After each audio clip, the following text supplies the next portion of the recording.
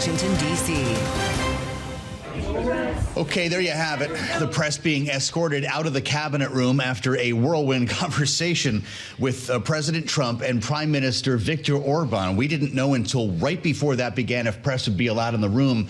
And I don't know if I should use the word devolved, but into a back and forth that required the press secretary to come in. The president called Caroline Leavitt from another room in the White House to chastise reporters for suggesting that the president was not acknowledging affordability. This is something we've talked about a lot this week, of course, coming off the election results on Tuesday. And we're going to talk about it quite a bit more here as well, including geopolitics. He's there to talk about the war in Ukraine and, of course, energy trade with Viktor Orban, which we're going to be discussing in just a moment with former ambassador to Ukraine, William Taylor.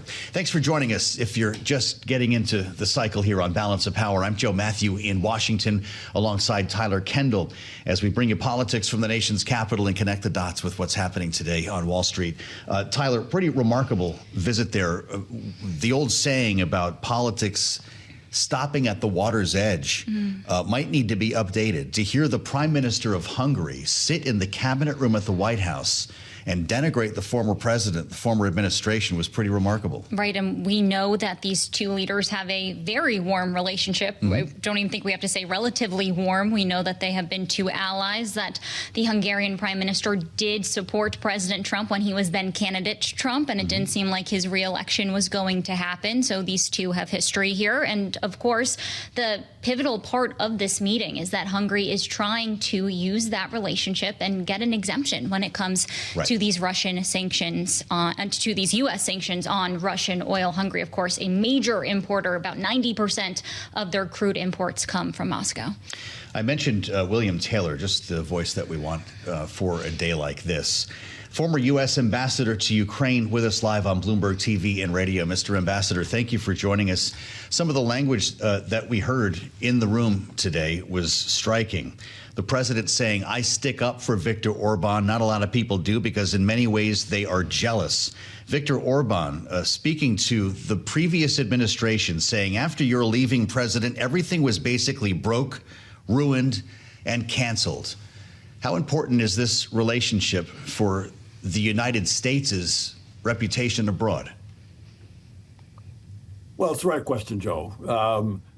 Viktor Orban is the outlier in Europe. He supports, by and large, President Putin, and has been not shy about seeking approval of and friendship with and cooperation with President Putin, who is, as you pointed out over and over, invading and has invaded for 3.5 years Ukraine. So President Trump does have some leverage there with Prime Minister Orban to make it clear that Orban should not be buying that Russian oil. And so we will see the answer to your question after they've had this meeting as to whether or not Orban can get exemptions from the sanctions that President Trump has put on Russian oil. Well, let's talk a little bit more about that, because we have reporting that Hungary's prime minister is going to float some energy deals to the president when it comes to importing more U.S. LNG, when it comes to putting up nuclear reactors. What does the diplomatic effort look like to wean Hungary off of Russian energy imports? What has to be done for a solution down the road to take place so that they're no longer bringing in those barrels from Moscow?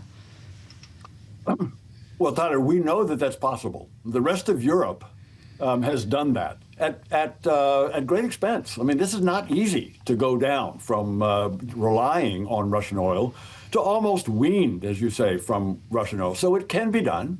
The Hungarians do get a lot of oil from pipelines from Russia. But there's another pipeline that doesn't come from Russia that they can use. So it is possible. It is possible, and it'll take a decision by the Hungarians to cut themselves off from that oil, and President Trump has the leverage to get them to do that. Mr. Ambassador, what was France thinking? What was Germany thinking? What was the UK thinking watching this conversation? They were all a little embarrassed, I imagine, that one of theirs, that is one of the EU members, indeed a NATO member, is apparently sticking up for the aggression that the Russians have inflicted on Ukraine. So the rest of Europe is almost unanimous in its determination to wean itself from Russian energy, and has done that amazingly successful. Orban is one of two exceptions to that. And so these other nations are hoping that President Trump will use the leverage that he has over Prime Minister Orban to force him to make the hard decisions. And then, yes, these other energy deals between Hungary and the United States can take place. But they should take place after Hungary weans itself from Russian oil. We have data that shows that the average of Russia's crude exports for the 4 weeks ending on November 2nd, so essentially the last month or so, slumped by the most since January of 2024. So it would appear that these sanctions are causing a squeeze when it comes to Russian energy exports. But how should we really be quantifying progress when it comes to a potential solution to end the ongoing war? Are statistics like that enough when you hear President Trump saying it seems like there could be an end in the, quote, not so distant future, but we really haven't gotten any indications that there's been progress on the negotiations front? And there probably won't be, Tyler, on negotiations front. What there could be, though, is what you've indicated, that is the pressure on Putin, the reduction of the revenues that he gets from selling oil and gas, some to Hungary, but more to India and China. When that pressure results in an understanding by Putin that he's going to lose this war. But you're also right, it's not just the economic pressure. It's going to, in addition to that economic pressure, which is important, and as you say, is already having an effect, reducing those revenues. But in addition to that, Putin has to understand that the Americans and the Europeans are going to continue to provide the Ukrainians with the weapons and the finance to allow them to keep going longer than he can, longer than Putin can. Putin is going to realize, once that happens, that the Americans and Europeans are going to provide Ukraine with the weapons and the finance to enable them to outlast him. At that point, Putin stops the war. We asked the Ukrainian ambassador to the U.S. specifically about Tomahawk cruise missiles when she joined us last evening. Ambassador Ola Stefanishnya told us, knowing that the DOD had approved this and the president is considering the deployment of Tomahawk cruise missiles, that they were actually in talks. There might be some progress here. Here's what she told us. The discussion is still ongoing, but we have a lot of delegations working here, including Ukraine, to scale up the available financial resources to procure more military capabilities from U.S. And it's not only Tomahawks, different types of other long-range and short-range missiles. This dialogue is ongoing, and I can only say that it's rather positive. Positive. Negotiations ongoing. That made news, and it was picked up by a lot of news organizations, Ambassador, because the White House had told us that there were no talks underway. Do you think Ukraine will get Tomahawk missiles? I think they will. I think sooner or later will. As you just indicated, the Pentagon says we got plenty. We got plenty of Tomahawks. We've been making Tomahawks since the late 70s and deployed them since the 80s. And so there are thousands around. And so that can be, and that's what the Pentagon said. The Pentagon said, you don't have to worry about stockpiles, because other people were saying we don't have enough. We have plenty. And this would be a big boon. This would help Ukraine do what President Trump has said he wants to do, which is to stop the war. This is an indication that the Ukrainians would be able to strike deep into Russia to stop the war. So, yes, I think this is eventually coming. All right. William Taylor, former U.S. ambassador to Ukraine, we thank you so much for joining us here on Bloomberg Television and Radio today. And to extend the conversation, we want to bring in our political panel. Rick Davis, partner at Stonecourt Capital and a Bloomberg Politics contributor, alongside another Bloomberg Politics contributor, Jeanne Zaino, Democracy Visiting Fellow at Harvard Kennedy School's Ash Center, here with us today. Rick, I want to start with you and just get your overview of how we just saw this meeting play out in the cabinet room at the White House, and your thoughts on President Trump and his relatively warm relationship with the Hungarian Prime Minister, Viktor Orban. Yeah, Tyler, as has been already discussed, they have a long-term relationship that goes back for quite some time, and not just on a state-to-state basis, very politically simpatico. Viktor Orban has participated in a lot of events hosted by conservative groups in the United States, both here and in his own country. So there is a warm relationship that exists there. Highly criticized by the Democrats, Viktor Orban being seen as much more authoritarian than others in Europe. And of course, we know that Donald Trump doesn't hold that against other world leaders in his dealings. So, yeah, this is a bit of a rally of like-minded individuals. But I must say, I was impressed by the fact that Donald Trump really didn't take the bait on a number of issues related to the Ukraine. Sure, he did his usual song and dance about how the war would have never happened and Biden screwed it up, and echoed by Viktor Orban in an incredible exchange where it defied all sensibilities for a foreign head of state to criticize a former president. I mean, pretty outrageous in the cabinet room of the White House. Seemed outrageous, Jeannie. It was a Republican, a Republican senator, Arthur Vandenberg, who actually helped to create the United Nations, who coined the phrase politics ends at the water's edge. This is some sort of mirrored version of this, where the foreign actor has crossed the water to come into the White House, to Rick's point, into the cabinet room, to criticize a former president of the United States. He said, after you're leaving president, everything was basically broke, ruined, and canceled. Was this a moment for you, Jeannie? My, how things have changed. Yes, absolutely it was. It's enough to hear Donald Trump almost daily wanting to talk about Joe Biden and blame his own woes on Joe Biden, but then to have the leader of a foreign nation come over. But of course, Viktor Orban is no regular leader of a foreign nation. He is somebody who was here to visit Mar-a-Lago during the campaign. He was somebody who spoke to CPAC. So he has a political view. He is not shy about sharing that. And I think, to me, what was so striking, in addition to the issues involving Ukraine, was how tone deaf this entire exercise was, given what happened on Tuesday night. For the president to describe affordability, which both polls before the election, the voters Tuesday night, and the exit polls say is the major issue on voters' mind, as a con job. And for him to try to sort of gaslight Americans and to say, well, you're all wrong, things are really good, you just don't know it, right?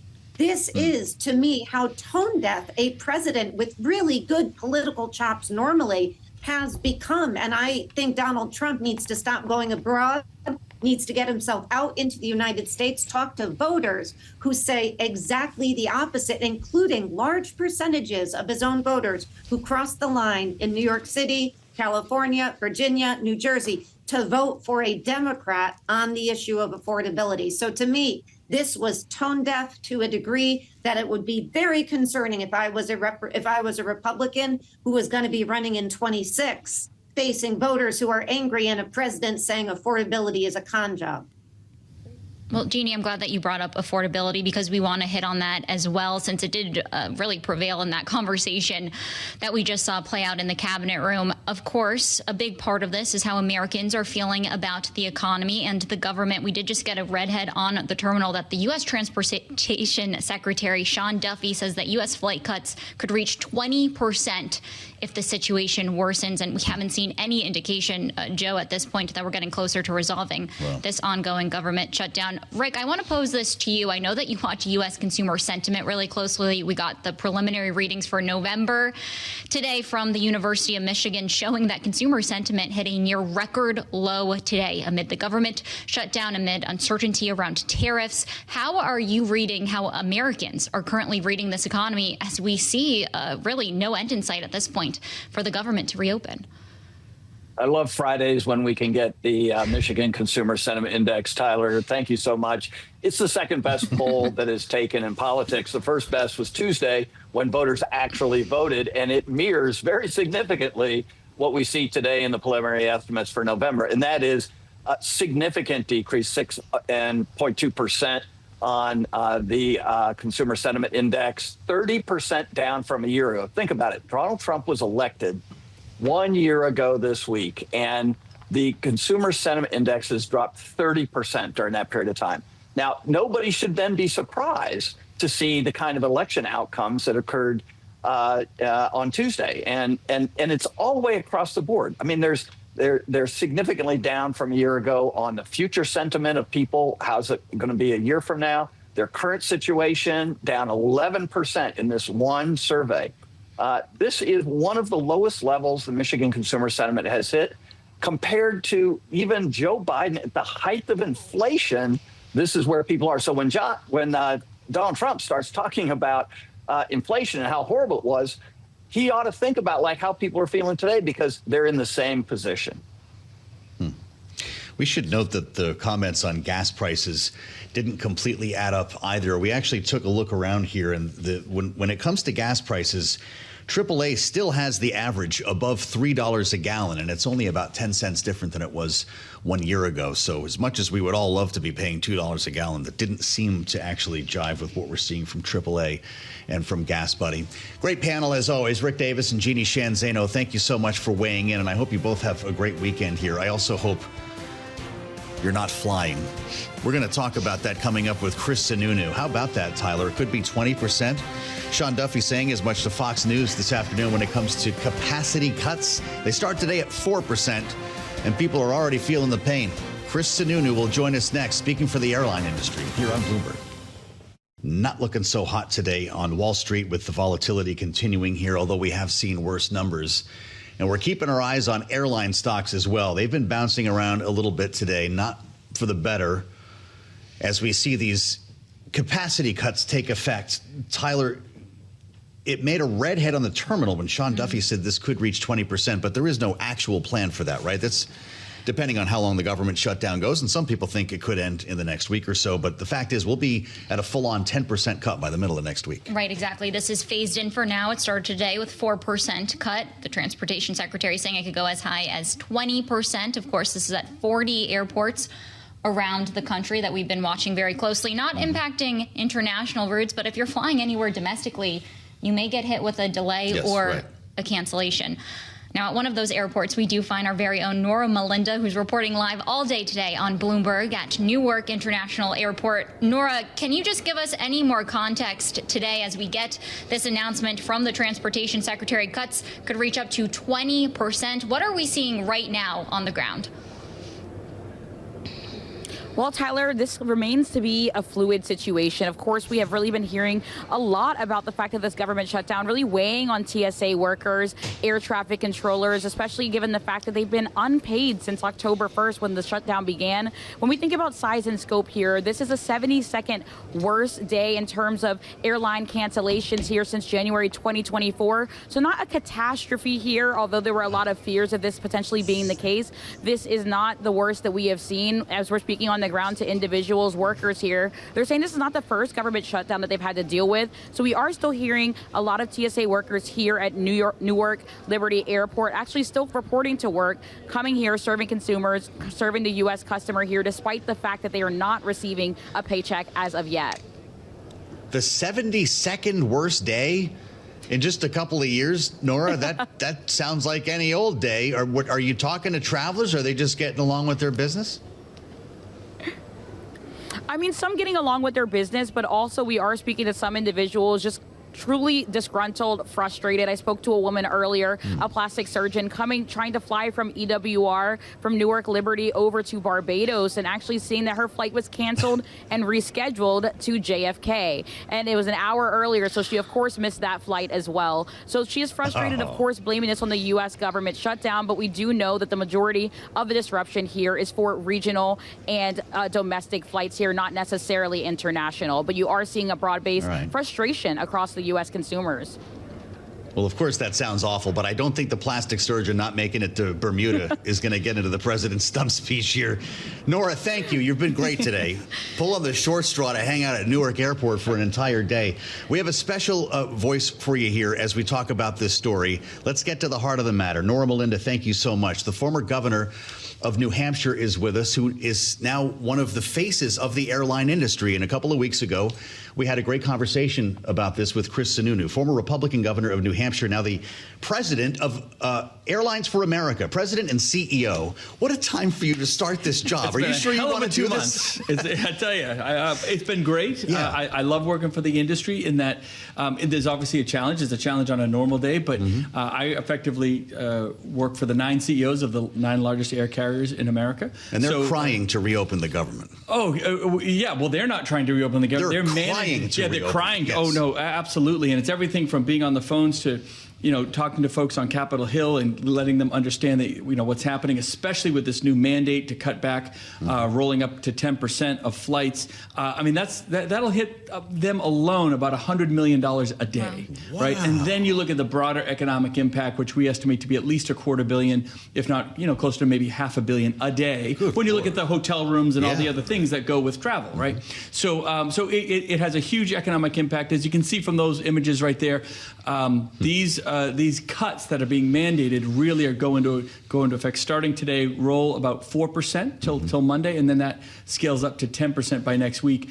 All because not for anything that the airlines have done or anything the American public has done. Unfortunately, these are just the victims of bad politics up on Capitol Hill. Were the airlines prepared? Was there already a contingency plan in place and set into motion? Because we knew that this government shutdown was coming and that it wasn't looking likely like it was going to end anytime soon. So the airlines are prepared. They have amazing teams. They know how to adjust. I got to say, if you told me on day 38 that we were dealing with a few delays, as you could see from those, and I think the average TSA line today across the country was like 15 to 20 minutes. Some got up to 30 minutes, so it wasn't that bad. Some as quick as 2 minutes if you're going through pre-check. So both the airlines, I think, were prepared in terms of being able to move folks around.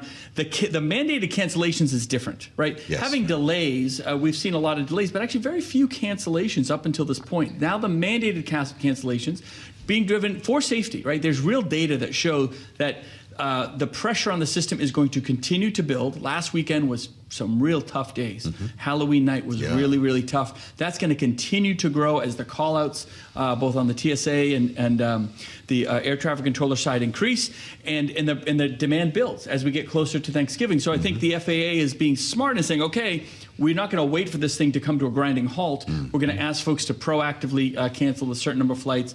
The head of the FAA, Brian Bedford, he's terrific. He's a former CEO of an airline. He totally understands what this impact means. He understands that it isn't just we cancel the flight. Managing crews from point A to point B, knowing that folks could potentially be stranded because their first flight was fine, but the second leg is now canceled. Moving those folks. And the big message is, use your airline's apps to the American public. They're not going to cancel you last second. They're trying to do it as proactively as they can. This mandate really just came down in the last 24 hours.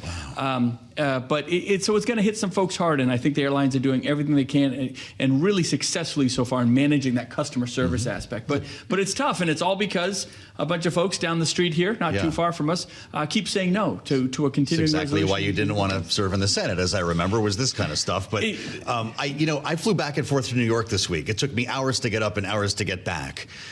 But I actually felt safe in the process. And I will say, I really went out of my way to thank TSA workers for showing up. I can't thank air traffic controllers because they don't let me in the tower. You can right now. But thank you. Because, these are actually all patriots who are showing up to keep the country running. And that's really important. But you're also a politician. Well, you were anyway. And I'm wondering how you see this moment in time, because it might well be the air traffic control system that forces an end to this shutdown. Do you think in the next couple of weeks everybody gets to the table here? Because you just painted a pretty ugly picture. Yeah, they absolutely have to, because the pressure on the aviation system and the national airspace as we hit Thanksgiving is going to be absolutely immense. And I don't like using the word disaster, but I think the Secretary's right. If it doesn't end probably in the next week or the next 10 days, there is a chance they have to ramp up beyond 10%. What would Thanksgiving look like? Disaster is the word J.D. Vance used. Complete gridlock. Complete gridlock. Because the demand on the system is well beyond, it'll hit about 3 million passengers a day. That forced cancellation and unintended delays will hit really just historic proportions at that point. So this is already completely unprecedented. Totally. They didn't want to do it. There's a lot. I know there were some folks saying, well, where's the data? There's plenty of data. Just look at the number of call-outs we have. Look at the slowdowns we have. We had a situation in Burbank a month ago where they literally had nobody in the tower left. Right? Now, thank God they got creative, and San Diego stepped up and was helping land those planes. We had the same thing in Nashville, and Memphis stepped up and was helping land those planes. Lord. So everyone is pitching in, as you said. God bless these workers. Every time you walk through a TSA line, please say thank you to these folks. Absolutely. They have not been paid in over 30 days.